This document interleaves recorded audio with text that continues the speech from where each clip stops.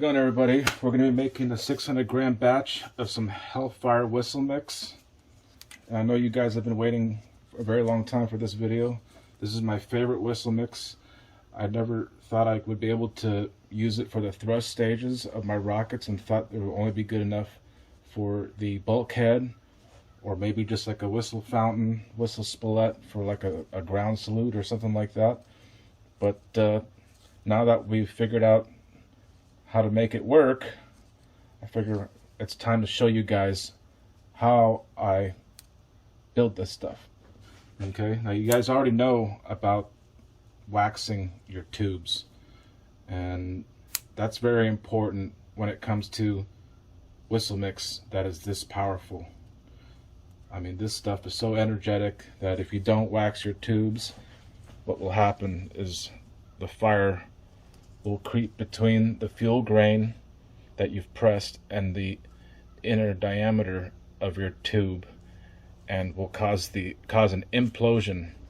Okay, so once that happens, you get instantaneous explosion, and there goes all your hard work. So by deep frying your tubes in a frying pan on your kitchen stove, about, let's say, medium low, for a good 10 or 12 seconds, that's really all that's needed. That will prevent all these katos that you've been experiencing. It could even happen with Sally, you know. It could happen with any whistle mix, but the most powerful whistle mix, you know, like KHP, potassium hydrogen phthalates, that's where it's really critical that you wax your tubes.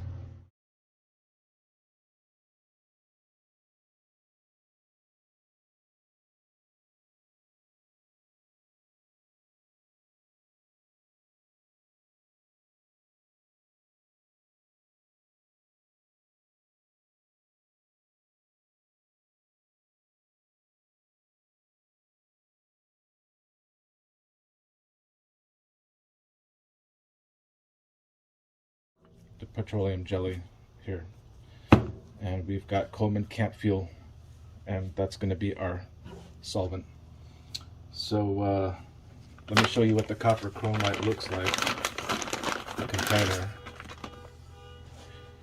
you can get this stuff from RCS Rocket Motor Components. This is the ferrocene. Let me put on my mask. 1 second here. This is the ferrocene right here. Okay, same place, Rocket Motor Components. This is the potassium hydrogen phthalate. And this is the perchlorate. We've all seen that stuff. I get my potassium perchlorate from pyrobuild.com. I don't get it anywhere else, because everywhere else they put this anti-caking agent in there. And that's not good for whistle mix. What we need to do is just mix this up a little bit, and then we'll toss it in the tumbler. Let it tumble for an hour. And this isn't explosive yet, you guys. This is just the fuel and the catalyst combined. 2 catalysts. It doesn't become reactive until you put in your oxidizer.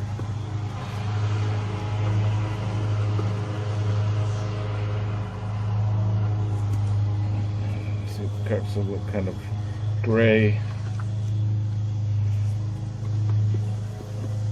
but it becomes more brown after you thoroughly combine everything together, along with your camp fuel and your petroleum jelly, which will come at the end after it's been milled for an hour. And once it's wet, we can go ahead and dump in the other part of potassium perchlorate, 189.75 grams of it. And you want to have your chemicals as fine as possible when you're dealing with any kind of whistle mix to get the most out of it, you know. So I think I've mixed it enough. It's ready to go in the tumbler. And I'll show you the tumbler that I like to use. My favorite one. The Extreme. Got it from Woody's Rocks. That's how big it is compared to my hand. So, take that.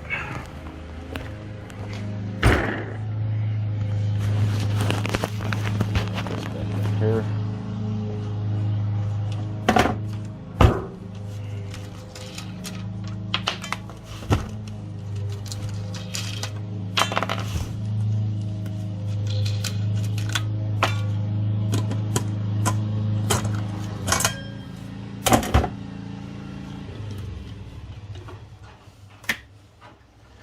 Show you the grinding media.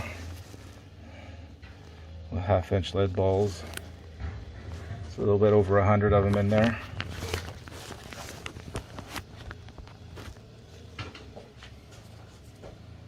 I'm gonna put on my goggles because I don't want any dust going in my eyes while I'm dumping the chems into the grinder. Start dumping the premix.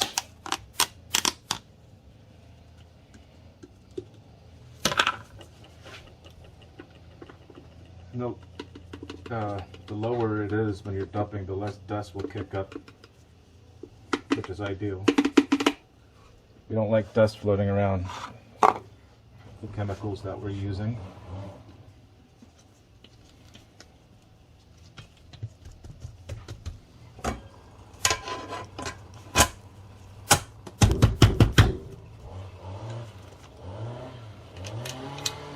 And while this thing is tumbling, you can just go ahead and start preparing other stuff that you got going on, like your salutes, or do something else non-power related. Whichever way you want to do it.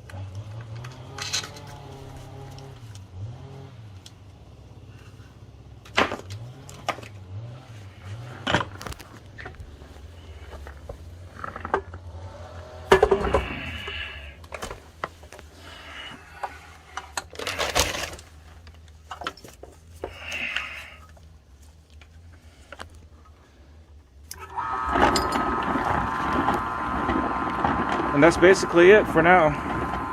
Just let that tumble for an hour. And we'll be right back. Alright, we're back at it. It's been an hour. Time to open her up.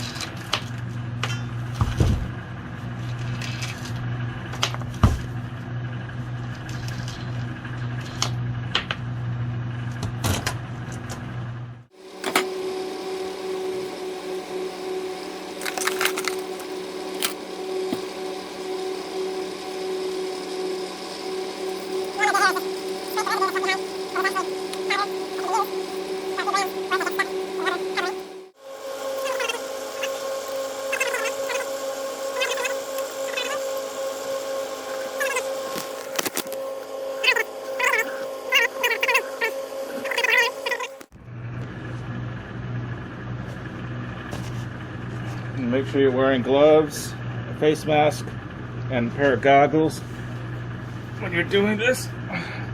Try not to keep your head close and directly above it. Always have some ventilation.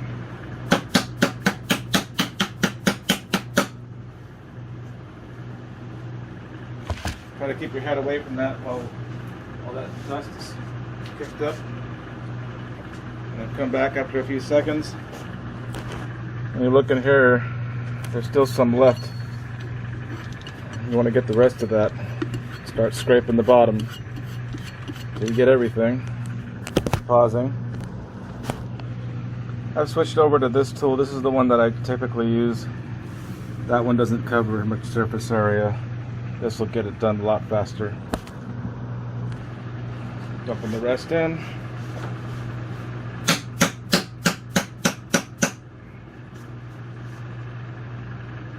It looks like we've got it all. So I'm going to go put this aside I'll have to clean that out later.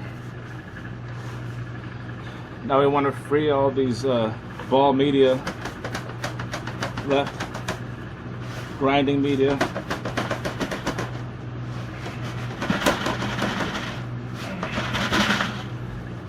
Just run everything through the strainer. Well,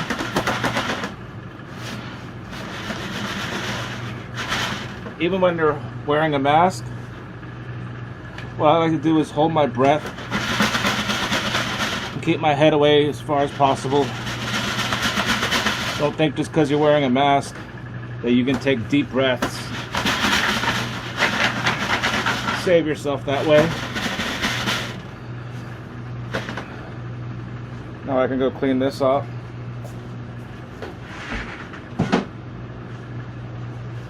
Pausing. Show you how I dry my balls. Well, you all want to see that.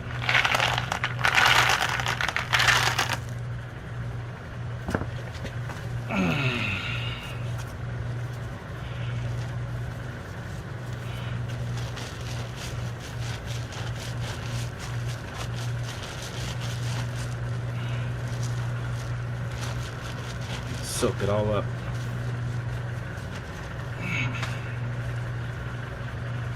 And I'll take another strainer that's dry and then just toss it all in there. Go ahead and put it under the fan. And it'll only take a little bit of time for that to be dried off. You want to dry your strainer too, because we're going to be using this again. And this is a 20 mesh large size pyro screen. You can get one from Can Fuse. Got 30 mesh, 40 mesh, 20 mesh, 50 mesh. Just depending on what you want to do. You can use them to make stars. You can use them to integrate various chems together. And then if you really want to have a homogeneous mix, you have to wet it either with alcohol or naphtha or some kind of solvent, you know. In this case, we're going to be using camp fuel. Start on the other side.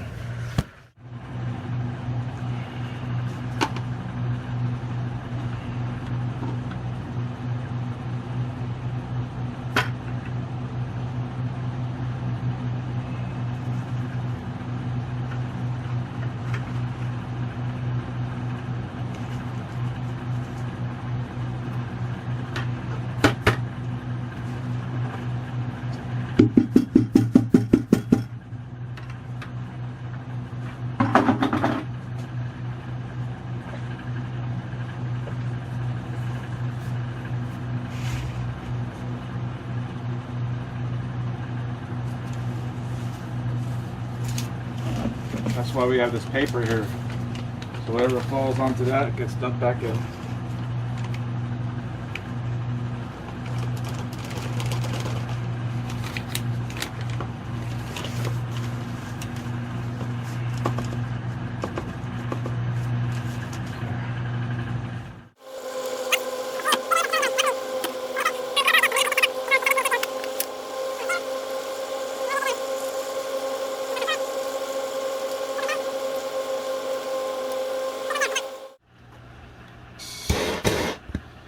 Start heating this up.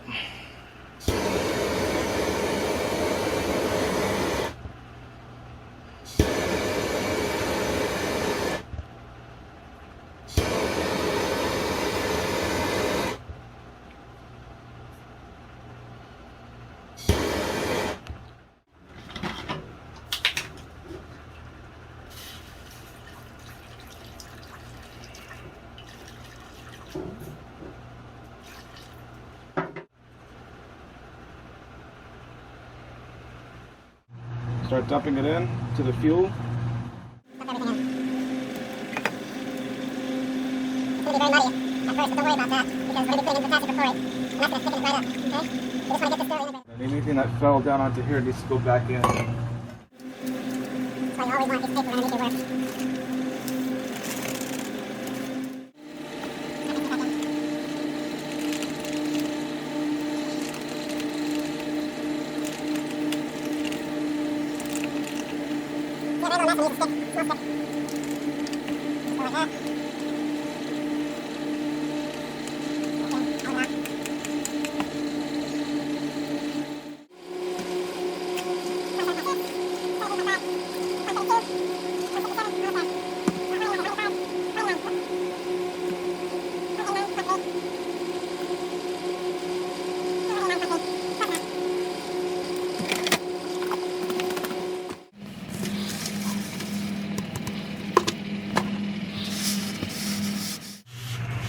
Run that perchlorate through.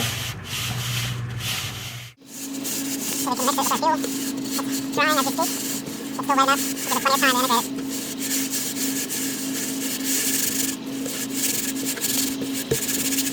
it. You tap on everything goes back to the center and just start smashing.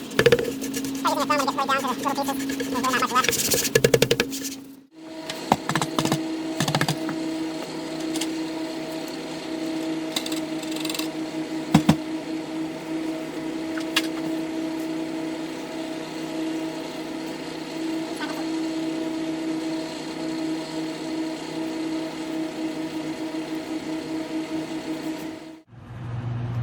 Looks like we're gonna have to start adding some more camp fuel.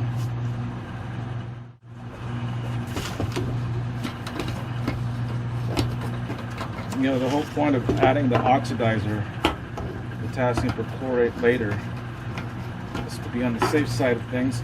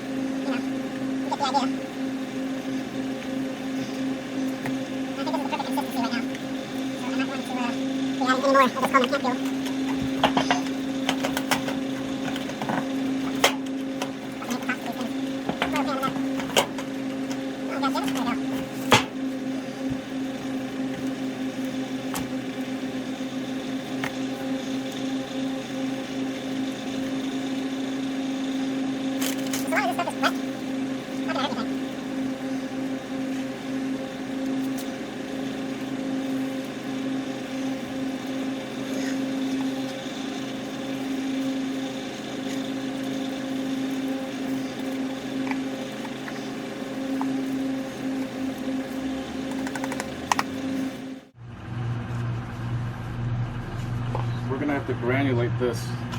We're running it through a screen.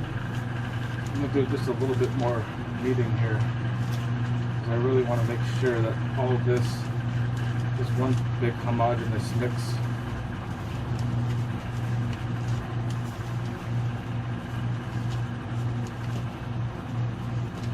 The more thorough, the better the mix.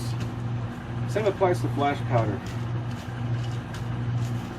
Speaking of flash powder, if you're working with a flash that has ignition issues, you're going to want to use the fire chute spillette method, and it'll go off for sure when you do that.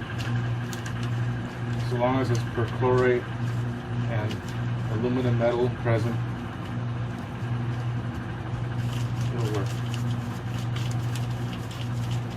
We already demonstrated that in the most recent upload before this one. It'll say 600G in the thumbnail of the vid. Advanced rocket pointers. Check it out. You'll enjoy that vid. Okay, so next, just make balls out of them like that.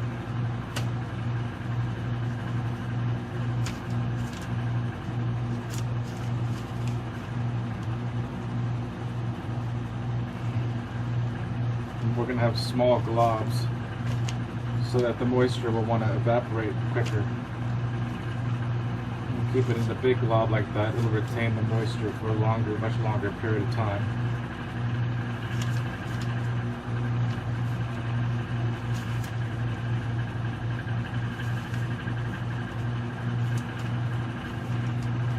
Whatever's left behind, we can just pick that up and run it through the strainer. I'm going to go get another pair of gloves.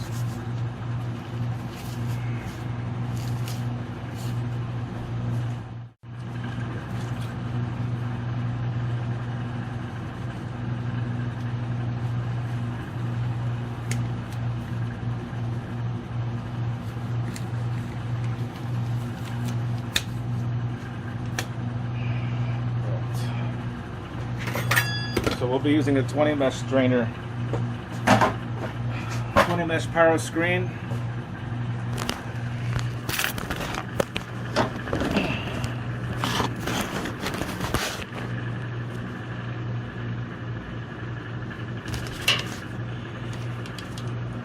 Start collecting your balls. Start loading them into the pyro screen.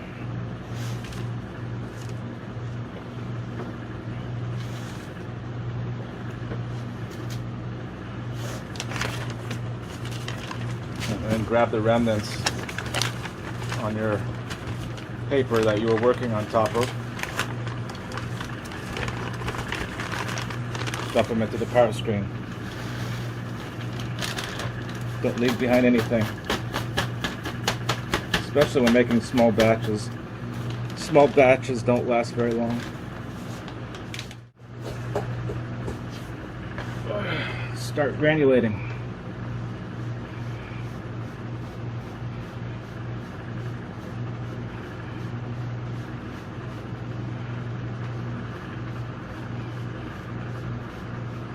I'm doing this with black powder for black powder rockets. It takes longer, it seems more messy. This stuff goes through just fine.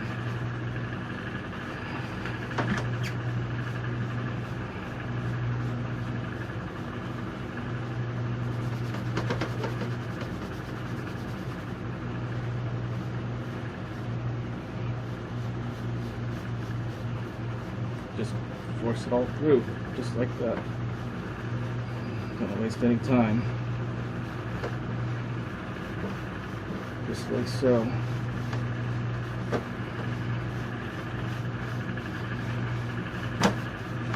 I always disconnect my torch when I'm not using it, just in case something lands on the trigger somehow, some way, and there's something flammable in front of it. There's always a 1 in 1,000, 1 in 10,000 chance something crazy happens. And if you're one of those guys who are unfortunate with bad luck more than others, you've got to be extra careful. If you're superstitious like me.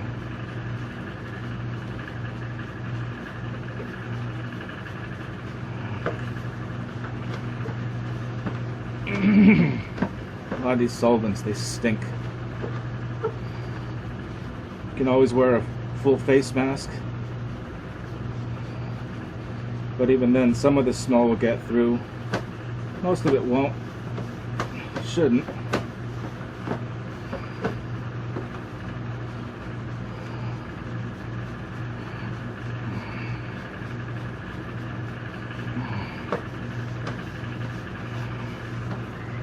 Start using both hands. One hand will get tired, start using the other hand. Wearing 2 gloves, may as well.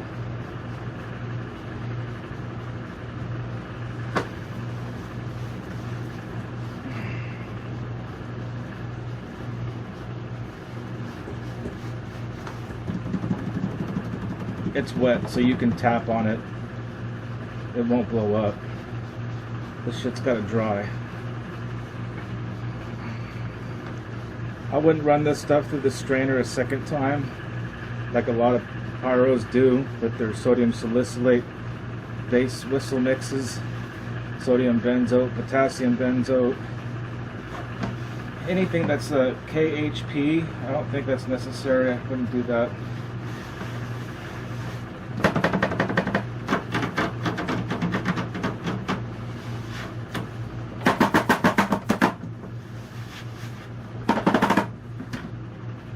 Start getting everything on the other side.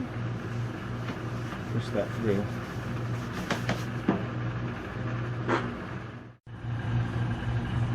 Alright, time to put on another pair of gloves.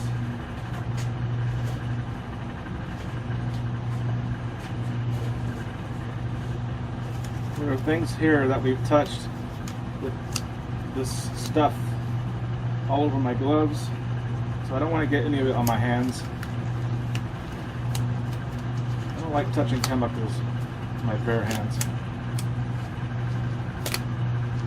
I don't like touching aluminum, magnesium, especially barium nitrate. If you're messing with barium nitrate to make green stars, you don't want to inhale it, you don't want to touch it.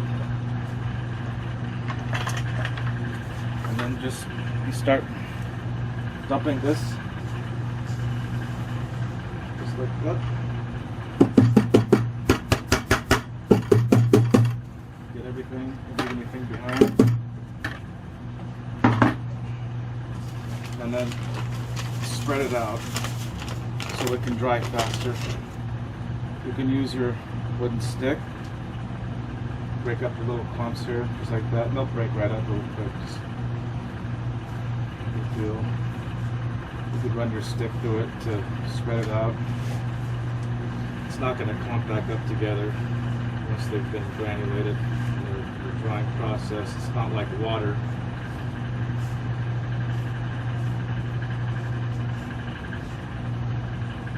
I let it dry for a whole day before use, and you'll know when it's dry by how it looks. It won't have that dark brown color anymore. It'll have more of the light brown, and you won't smell that stinky Coleman Campfield smell anymore.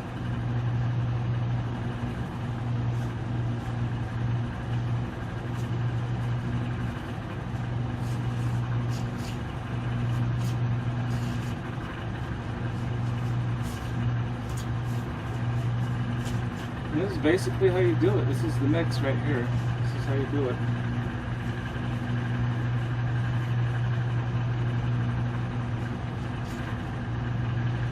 And just make sure if you're living with other people, don't touch my work. Don't go to my workbench. Don't touch anything on my workbench. Don't smoke near it. And you should know better yourself if you're a smoker like me. Never smoke near any of this stuff. Okay. And if you have to walk away from it, you come back the next day, you can put a piece of newspaper over it, just for more safety. You'll sleep better at night doing that. So that's it. This is Hellfire. And this is what it looks like when it's drying.